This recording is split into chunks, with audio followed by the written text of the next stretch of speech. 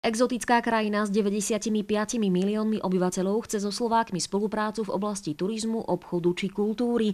V lani navštívilo Tatry 500 Filipínčanov. Je to možná len omrvinka z toho, čo chodí do Tatier, ale o každú sa aj treba pokúšať. Ak sem dostaneme ročne len niekoľko stoviek tých ľudí, tak to pomôže nášmu turizmu a našej ekonomike. Okrem turizmu zástupcovia Filipín v Tatrách otvorili aj otázky spolupráce vo farmaceutickom priemysle, hutníctve či obchode.